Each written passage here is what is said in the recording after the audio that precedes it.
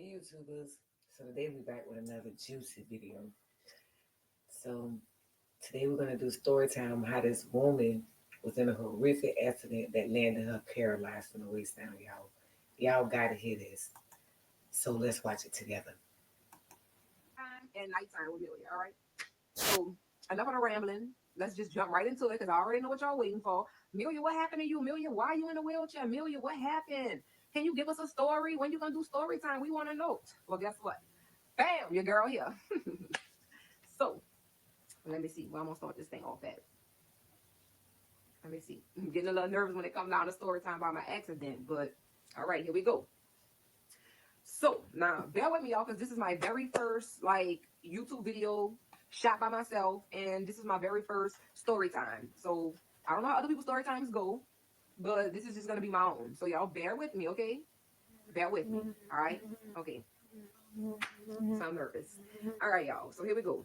All right. So May 4th of 2013, my cousin and I decided to go on Bourbon Street and celebrate a new job that I had began. And not only was it a new job for me, it was like a multiple of things that were like taking place in my life that I felt was like something that I've been waiting for. As far as eating right, getting my mental right, working out. I got in school. I was able to find a part-time job paying like hella good right down the street from my house.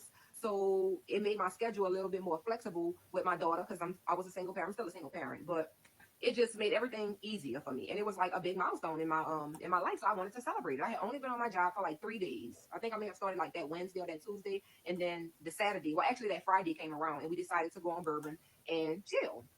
So this is how the night started. Me and my little cousin Hottie Toddy, she's with me everywhere in all my pictures. Y'all should know her. So we hooked up that night. We went to a bar. We had a couple drinks. Wasn't nothing serious.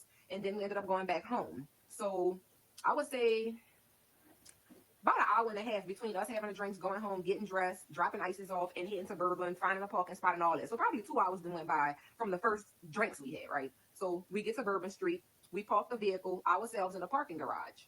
And I think we parked like on the highest level up, which may have been the 12th or the 14th floor. I don't even remember, right? So we parked the car. We walked all the way down the ramp because they did not have any stairs or elevator in this parking garage. It was downtown, I think on Bienville Street or something like that. Definitely in the French Quarters. So I'm giving y'all details because I'm gonna need y'all to remember. They didn't have no stairs, no elevator. We had to walk down the ramp, like at least 12 or 14 flights, right, of ramp.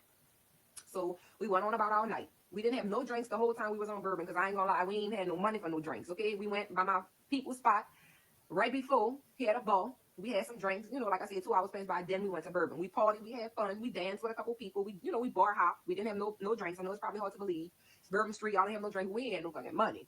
All right. So we partied and we may have spent about 2 to 3 hours maybe on Bourbon Street. So then we decided to walk back to the car. So we got to the vehicle. I'm lying, we didn't get to the vehicle. We got to the building, the parking garage, right?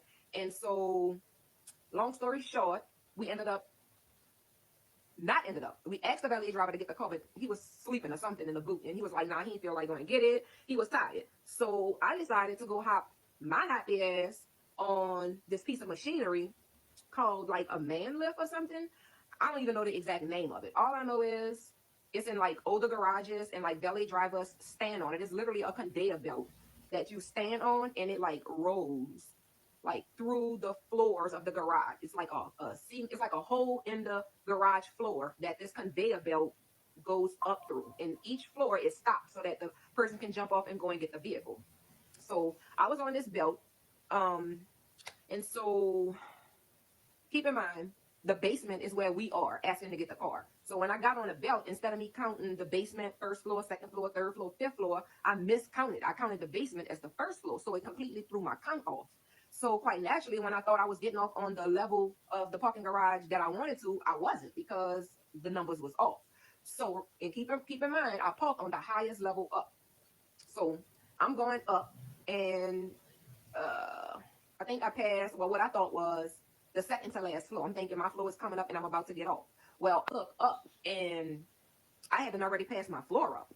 So it was no more floors left to get off on. And all I see is this belt going up with me on it. And it's about to come to a turn.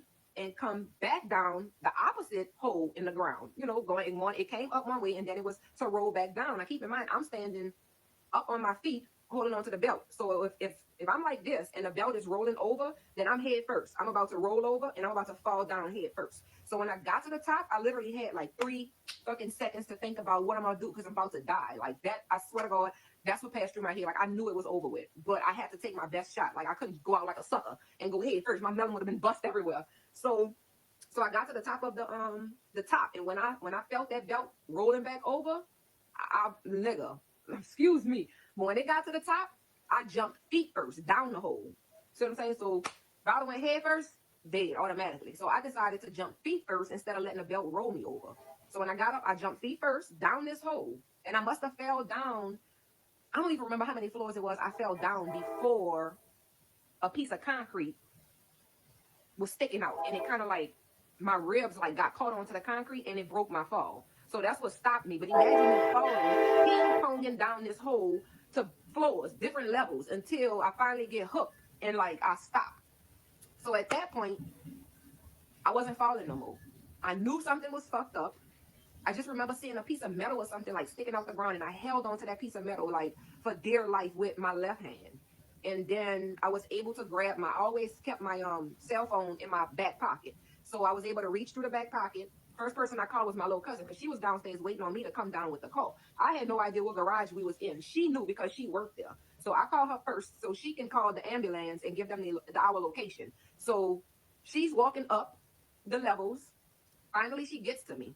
And I'm like, Courtney, pull me out the hole. Pull me out the hole. I don't want to fall no more. And so she grabbed my upper body and she pulled me. So my legs was like dangling down in this hole, and my upper body was like out of the hole, like surviving the hole, but the rest of my body was down in it. Okay, I don't know if y'all can picture that, but so she pulled me out of the hole and I was laying flat on the ground, right? So at that point, I knew something was like severely detached because I just felt dead weight, like just dead weight. Like I can't even explain it. Like my body just felt super dead, and a connection to like the bottom portion of my body just felt like it was like gone. So I knew something was wrong, and I'm telling Courtney, I'm like, Courtney, pull me out the hole. She was like, Amelia, you out the hole, you laying flat on the ground. But in my mind, I had fractured my spine. So I don't know if it was like the last senses of me having a connection to my bottom. I still felt like my body was bent.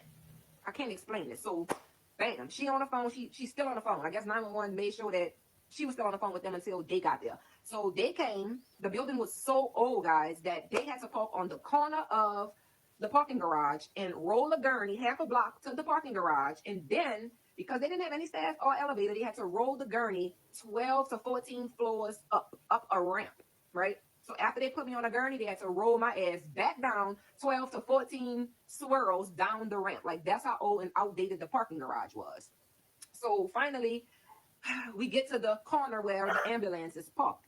And I still remember the voice. It was this man. He was like, gosh, I sure hope she's okay. It's just his voice it'll like never go away. And I don't know why I'm getting so emotional right now because the worst part of the story is already told, but I don't know, it was just something about that man's voice. It's crazy. But if he is watching this video, I know it's gonna be crazy because anybody could be like, hey, I was the man. But dude, if you're watching this video, like reach out to me. If there's any kind of way you can prove to me that you was on Bourbon Street May 4th, 2013. So it happened on a Friday is when we actually went out to party. But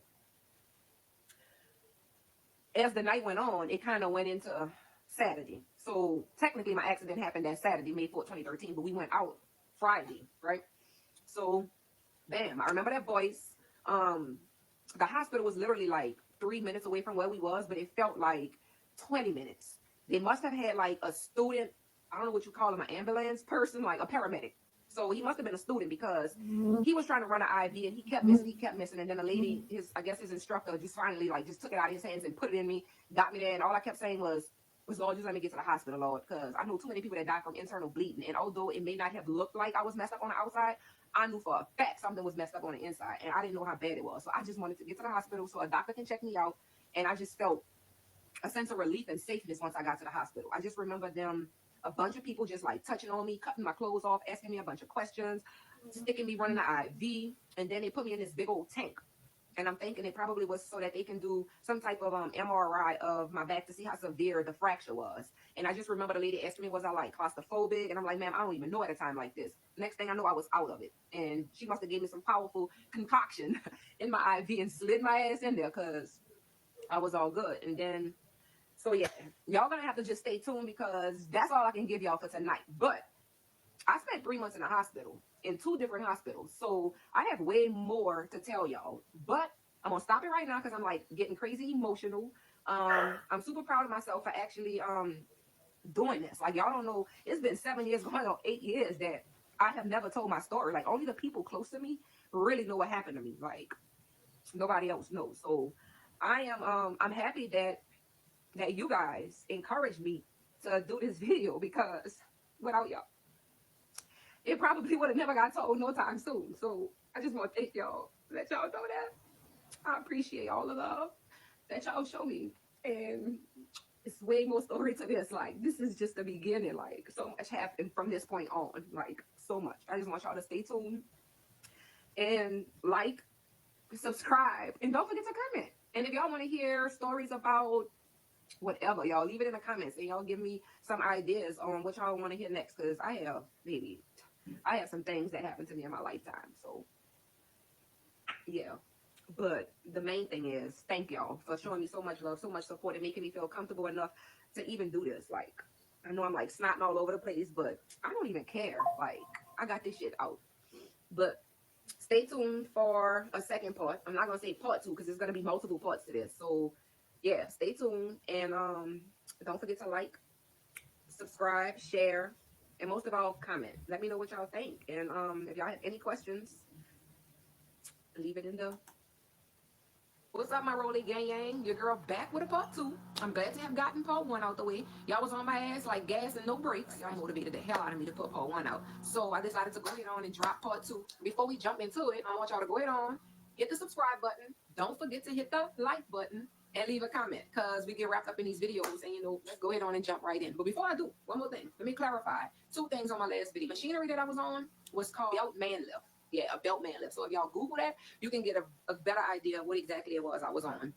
And not only that, after talking to my little cousin, she was like, Amelia, I found you on the 7th floor. So whether it was like 14 or 16 or 12 or 16 flights up, I landed on floor 7. So either way, it was a lot of flights that I went down. So those 2 things I wanted to clarify. So I left off getting out of the machinery after getting the MRI done and like getting a cocktail concoction. So after that, I went into ICU. I was in ICU. I don't remember how long I was in ICU, but basically they needed to monitor my spine and make sure that it didn't go into shock and cause more problems. So everything he was saying basically was like going one ear and out the other. Like I just needed him to get to what mattered the most to me. I just went ahead on and asked him. I'm like, am I going to be able to walk again? And the doctor straight told me it'll be a less than 5% chance that you will ever walk again. When I tell y'all he snatched my soul out my body, and I respect him for like not beating around the bush and like sugarcoating it. Like I just needed to hear that, and I respect him for that. I wish it would have been a statistic case and I could have proved him wrong, but I mean, that's what it was. I sustained a fracture to my spine at my T12 vertebrae. That's why I can't walk technically. It's called a burst fracture is what took place with my spine. I didn't want to believe it. Of course, I was in denial. That whole ICU stay pretty much was the hardest for me. I had a nurse named Amy. She was really, really sweet. Moved me to a room. The room was so nasty and disgusting. It looked like concrete floors. It was like, looked like they had mopped and waxed and like, I don't know how long. It was just so dirty. It kind of felt like a cell. It was like really small. It almost seemed like they had concrete walls in there. Like it was just crazy. Shout out to the nurses because baby, my nurses took care of me. They called me Holly Berry up in there. And shout out to my favorite nurse, Nurse Tana. I love Miss Tana. I can't wait to go back and see my girl. She was so sweet. But yeah, the nurses, they didn't mind giving me my medicine. Woo, your girl was on them cocktails. I like this little pump thing that I would get medicine from, and then it would give me the Ativan for anxiety. And I also got Lovenox, I think it is, in my stomach to prevent me from getting blood clots because I was laying down the whole time. I couldn't get up. My back was fractured. I'm just like on meds, awaiting surgery. Went into the hospital May 4th, 2013, and surgery was scheduled for Sunday, May the 12th was a Mother's Day. Boom. I remember them coming to my room, holding me down. I know I was asking me one question because I was nervous. Got to the little prep area, and then next thing you know, they were coming to get me to bring me back to my room. I'm like, what's going on? I thought I was going to surgery. I was like, oh, we had an emergency. There was this big shooting at a second line in the 7th ward. It was a lot of people injured. So basically, they had to take the trauma victim straight to the operating room, and that pushed my surgery back. I rolled back to the room. My doctors put a plan in motion until I can get back to surgery. They ordered me a back brace, right? They sent me some therapists, 2 therapists, an occupational therapist and a physical therapist. And the occupational therapist basically like helped me take care of myself, personal hygiene, whatnot. Physical therapist was there to like help me regain strength and, you know, stuff like that. The idea was to put this back brace on me so that it can stabilize my spine while they try to sit me up and try to get me mobilized until surgery. So I remember them putting this back brace on me and sitting me up. Oh my God. It felt like lightning bolts was striking like through my back. I ain't never cried behind pain before like I cried behind that pain. And that point on, baby, they wasn't sitting me up no more. I told them to take that brace and get out of here. But imagine your back fractured and they want you to sit up like that. That was a wrap on that. I wasn't doing that, and I was adamant about it. So the least they tried to do was at least sit me up on the side of the bed. It was like laying down for so long. But when I would sit up, I would get like real dizzy. So they had to sit me up for like a couple seconds at a time. A couple seconds went to minutes. And then before you know it, I was able to sit up, you know, longer and longer each. Everything going on at one time, processing the trauma, and it's like dealing with it every day. Like it really was a lot. Therapists, like they really tried. I'm not gonna lie, they tried to get me to, you know, to get up and do things, but I was so stubborn. I was like depressed. I still was in my feelings. Their name was Amy and John, by the way. And I remember Amy telling me, Amelia, if I had a shot for every time you smack your teeth, I'll be hella drunk right now. I used to give them so much attitude, but I guess it just was what I was going through. I didn't mean it. All right, so boom, surgery date came. Back probably 2 weeks or a week and a half since the last surgery date. So finally, I remember this time because I was so anxious to get it and just start recovering. That's the way I was with it. Patient escort came, got me. I remember my family walking me down. You know, kissed each other, told everybody we love each other. I just remember them rolling me away and me just throwing up the deuces to my family behind me because I just was ready. Like, got back there, they tried running IVs and all my veins were like ruined. I was dehydrated. I wasn't eating. Like, imagine it. So bam, they give me prep. They rolled me to the bed in the operating room. I saw all those people. I saw this little bitty narrow table that they was about to put me on, and I saw like a bunch of instruments. And I'm like, I started getting fidgety. I started asking questions, and I think the doctor knew at that point it was time to put me on. I don't even remember them transferring me to the table, then giving me the medicine. I remember the doctor saying count down from 5, but I only got to like 4. So I woke up in ICU, which was to me the worst part of surgery, period. Like getting put under and being out for 12 hours not knowing what's going on is cool with me, but waking up with your tongue so slow it's hanging out of your mouth and I'm feeling like I'm smothering, so I have to bite down on my tongue. So in my mind, I don't think I'm like smothering, I'm gonna swallow my tongue. So I think I woke up before the anesthesia wore off. Shout out to Dr. Tender because he was the surgeon over my surgery. Shout out to all of the doctors out there because that gotta be hard standing on your feet 12 hours. That's a tedious job. After I woke up like panicking and like the medicine started wearing off, I started snatching shit. The nurses had to come and restrain me. And at that point, that's when I bit down on my tongue. Because that mentally, that was the only thing I can do to, in my mind, not feel like I was smothering or like choking myself. And so finally, when I got that under control, another guy comes and pulls like this big, long silver balloon from my nose. Like it couldn't get any worse than that. Like that was the worst part. Recovery is terrible. So my understanding, the balloon is something to do with helping me breathe while they had me out. I don't ever want to go through that again. After 12 hours of surgery, I now have titanium plates in my back, 2 titanium plates, and rod screws and bolts. My plates is 2 skinny plates that's running along my spine, and then the bolts is going across, like stabilizing them. And eventually, I'll upload the X-ray so y'all can see what made me stay in ICU as long as I needed to be able to. I'm supposed to go from here, right? And so I had so many questions for him. I had so many questions, like. It was crazy, but at the end, I ended up gaining a relationship with him because although I wasn't eating, like the no eating was turning into poor depression. Like it was getting bad for me. So I just staring out the window. I don't remember why. I think maybe a room wasn't available or something like that. But I feel like God made me stay in ICU as long as I needed to be able to, you know, get it out and just reflect on my life and where I'm supposed to go from here, right? But at the end, I ended up gaining a relationship with him because no eating was turning into poor nutrition and then depression. Like it was getting bad for me. Like, I got tired of drinking insurance. It was bad. I just remember like staring out the window, crying. I wanted to get it out. I wasn't scared to cry. It felt so good to get it all out. I must have cried all day, every day in ICU to the point where by the time I got out the hospital, I was all cried out. One of my toughest times in the ICU, I put Pandora on, and it's crazy how like God work. Guess what song popped up when I was going through like the roughest time in ICU? Hero by Mariah Carey. Like that broke me down. Every time I hear that song, it reminds me of being in ICU, and that uplifted me. Like it really did. So My mom ended up coming in with these from St. Jude. It was like, I want to say a St. Michael necklace or what, and they had like this prayer card that went with it, and it was some anointed oil. And so the instructions were anoint yourself with the oil and say the prayer every hour on an hour. I was like, you know what? I'm gonna try. I'm gonna see what going about. It really, really helped. And from that point on, my belief in God never changed. Like if it wasn't for Him, I would have never made it out. I was able to eat again, healing. I had to made it out of ICU. So I really felt like it was working wonders for me. I just had to like trust Him and gain a relationship with Him, which I did. And look at me now. Hey, look at me now. Bam. So a pulmonary embolism is when a blood clot travels to your lungs through your arteries. And it can potentially kill you if it prevents the blood flow from getting to where it needs to get to. So if anybody know anything, you know how serious a pulmonary embolism is. Like that's like a life or death situation. What more was gonna happen? Like I can't get out of here fast enough without shit just happening, right? So once the nurse told me I was being discharged, I called my mama, told her to come get my stuff. Before my mama could get there, the ambulance was there. So they was putting me on a gurney, strapping me down. Before we could walk out the hospital door, my mama was coming in to get my belongings. I'm like, yeah, paramedics put me in a truck, and that was all I remember. 2-row, I'm on my way. This time I feel more comfortable to edit. So watch out a bit. But I love y'all. Thank y'all watching my channel, and I love y'all. My gang gang day.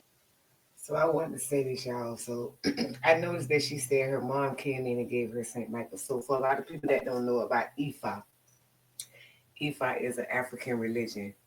And so before we were taken from Africa and on slave ships to be slaves, we had what were called orishas. And if a lot of people don't know, it's a lot of them, but the main ones are Ilegwa, Ogun, Ochusi, Yemaya, Oshun, Abatala, um, and the list goes on and on and on. I'm probably missing some, but I'm Ogun. Ogun is over my head. So Ogun is the warrior of the bunch. Each one is something. Ilegwa opens the roads. He's the closest one to God. He's the one that speaks to God. And then you got Ogun, who is the warrior of the bunch. And then you have Ochusi, who's over the law. Oshun, she's over love and riches. Yemaya, she's the mother of the Orishas. Abatala, he's the god of white cloth, so he's over the mind. Things of that nature. So I'm Ogun. So, and when you find out, every African person is one of them. And so when you find out who you are, you know, you look back on your life and be like, oh, okay, that's why I'm Ogun. Ogun is the warrior. He fights all the battles. So, and I remember coming up as a child, baby, when I tell you I was a fighter, baby, anybody will tell you I wasn't no bully. I didn't bother nobody. But if you bothered me, it was war. And it's like that still to this day. I don't fuck with nobody. But if you fuck with me, it's war. I ain't gonna start nothing, but I'm gonna end that shit. And so I heard her say her mom brought her St. Michael. So I kind of got on course. So when they brought us on slave ships and made us slaves, we couldn't, they know they would beat us for worshiping them because they knew what it was. They knew our religion. And so they gave us the Bible. And so what we did was each Orisha was a saint. And so we were smart then. So we hid our culture underneath their culture. So that's funny because Saint Michael is Ogun, and Ogun is a warrior. And she said her mom brought her that in there, and they had a prayer with it. And what happened was Ogun gave her the strength to fight. Ogun gave her the strength to fight. And it's funny because of all the story times, I love this one. And that's why I can relate to it. I am Ogun. And I used to think I was Oshun until I got initiated. Then, I found out that Ogun loves Oshun the most. And so and that's funny because she got on yellow, and that's who Oshun represents. Yellow is a color. So I'm thinking she's a Oshun woman, and it's all coordinated together when you learn the religion. Ogun loves her. Ogun gonna make sure she okay. Every war she have, every battle she have, Ogun gonna fight it for her. I guarantee you that. So yeah, I just wanted to bring that, just say that quickly because a lot of people don't know that. But yeah, I love that story time That's crazy. I never even knew they had those veil belts in New Orleans. So, and she was on Bourbon Street. And y'all, I will tell you, that's a lot of spiritual stuff goes on in that area. So, but it's just, I just had to say that. But until next time, you two, I always say stay blessed and stay woke. And the reason why I say that because you have three eyes. You have your two eyes you can see with, and then you have your third eye, which if you ever seen a picture of it, it's an eye that's located right at the front of your forehead, because that's your third eye. That's your common sense. That's your eye that sees everything. That when you be like, I don't want to go this way, I feel funny. Your gut. That's why your gut looks like a brain. It's intelligent. Your gut is very intelligent. So when you're getting gut feelings, listen to it. Listen to it. But until then, y'all, I'll bring out a third time too about that gut feeling and how I ignored a gut feeling and it turned out to be very, very, very well on point. But yeah, YouTube, until next time, stay blessed, and I'm gonna always say stay woke. Watch everything with all three of your eyes. Blessings, YouTube. Till I see y'all again.